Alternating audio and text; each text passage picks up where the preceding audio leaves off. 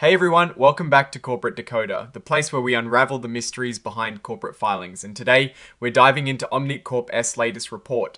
Get ready because this filing reveals some interesting changes and voting outcomes that could shape its future direction. Before we dive in, if you like getting clear, actionable insights from these dense documents, hit that subscribe button. And for real-time discussions and to connect with fellow finance enthusiasts, join our Discord community. The link is in the description below as always. Alright, let's get straight into it. This is a current report, which means something significant happened recently, and this filing tells us all about it.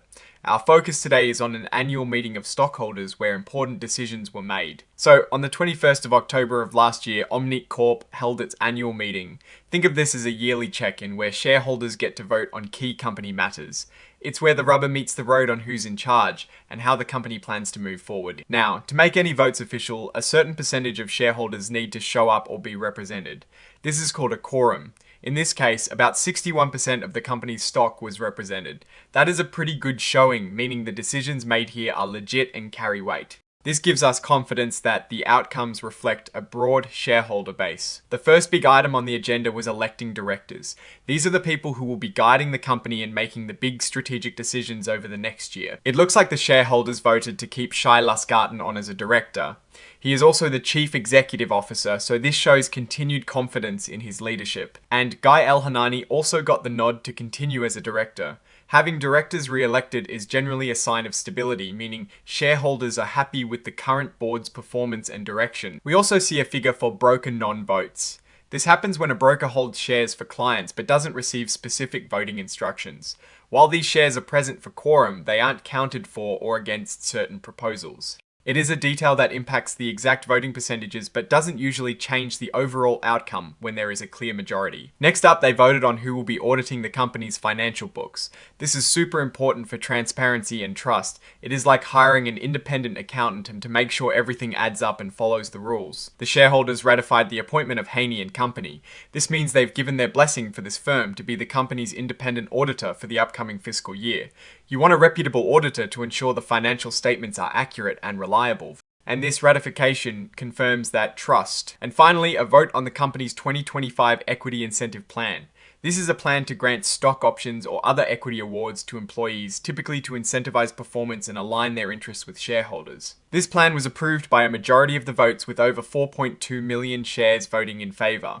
This suggests the company is looking to tie its employees' success directly to the company's stock performance, which can be a powerful motivator. Moving on, there is another interesting piece of news in this report, not tied to a specific shareholder vote, but a significant operational change. Effective the 21st of October, the same day as the annual meeting, OMNIQ Corp relocated its main executive offices to Murray, Utah. It is not uncommon for companies to move offices, and this change signals a new chapter or perhaps a strategic consolidation.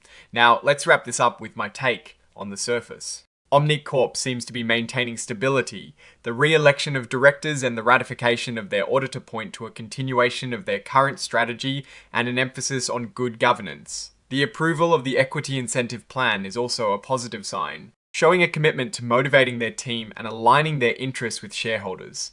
The office relocation might signify a new phase of growth or simply optimizing their operational footprint. What is interesting is what we don't see explicitly detailed here, the financials. While this filing covers the outcomes of the meeting and the office move, it doesn't provide the deep dive into revenue, profits, or losses that might be in a quarterly or annual report. Based on this filing, the company appears to be on solid ground operationally and strategically with a clear leadership team and auditor in place. The main risk or opportunity to watch would be how this approved equity plan translates into employee performance and ultimately the company's financial results in future filings. My conclusion is that OMNIQ Corp is currently focused on continuity and internal alignment, setting the stage for future growth based on approved plans. Alright, that is our breakdown of OMNIQ Corp's latest filing. What is your take on these outcomes and what are your thoughts on the company's direction?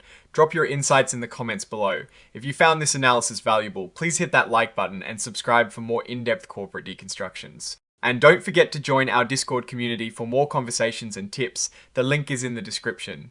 Thanks for watching and we'll see you in the next video.